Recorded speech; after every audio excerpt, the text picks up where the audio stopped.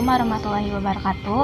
Di sini saya akan memaparkan informasi singkat mengenai biografi salah satu tokoh nasional Indonesia yang bernama Pak Prabowo Subianto.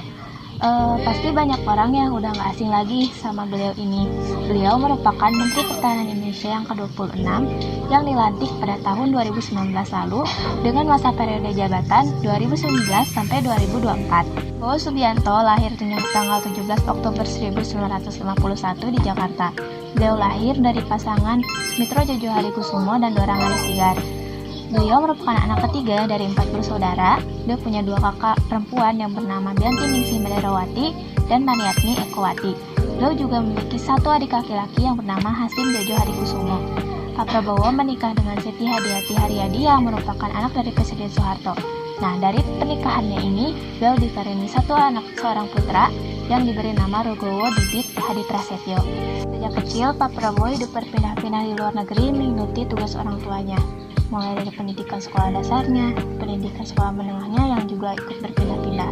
Pak Prabowo menghabiskan studi menengahnya di Victorian Institution di Kuala Lumpur, kemudian di Zurich International School Zurich, Swiss, dan di The American School di London, Inggris.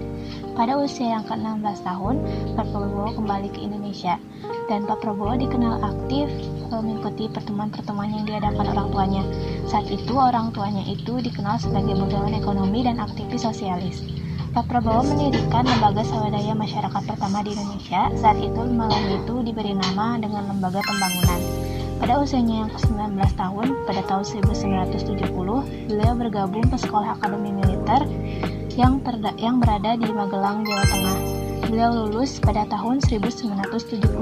2 tahun kemudian, setelah beliau lulus dari AMN, beliau masuk ke Kopassus Angkatan Darat, dan di saat inilah beliau menjadi orang nomor 1 di Kopassus pada rentang waktu 1996 hingga 1998.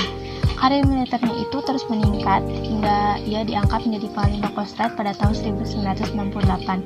Meskipun ia juga tidak menjabat lama menjadi Panglima Kostrad karena situasi politik nasional, banyak demonstrasi, dan lengsernya Presiden Soeharto.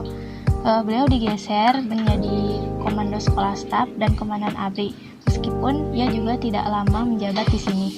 Setelah beliau pensiun dari kehidupan militer, beliau kembali pindah ke luar negeri dan tinggal di Yordania dan Jerman. Selama di luar negeri ini, Pak Prabowo memilih untuk menekuni bisnis bersama adiknya Hasim selama kurang lebih 7 tahun. Dan setelah itu beliau kembali lagi ke Indonesia. Kemudian pada tahun 2004, beliau mencalonkan diri menjadi calon presiden melalui konvensi Partai Golkar. Tetapi beliau belum berhasil di Golkar, dan sebagai gantinya, beliau terpilih menjadi Ketua Umum Himpunan Kerukunan Tani Indonesia. Tahun yang sama, Pak Prabowo kembali mencalonkan diri menjadi cawapres, kali ini dengan capresnya yaitu Megawati, tapi lagi-lagi beliau nggak berhasil terpilih, dan di tahun 2008, beliau kemudian membentuk sebuah partai Gerindra, sekaligus menjadikan beliau sebagai Ketua Dewan Pembinanya. Kemudian, di Pilpres 2014, beliau kembali mencalonkan diri menjadi calon presiden bersama cawapresnya yaitu Hatta Rajasa, tapi lagi-lagi beliau nggak terpilih. Kemudian di Pilpres 2019, beliau maju lagi menjadi calon presiden dengan cawapresnya yaitu Sandiaga Uno, tapi lagi-lagi beliau nggak berhasil terpilih lagi. Kemudian tanggal 23 Oktober 2019, Presiden Joko Widodo melantik Pak Prabowo menjadi Menteri Pertahanan Indonesia yang ke-26.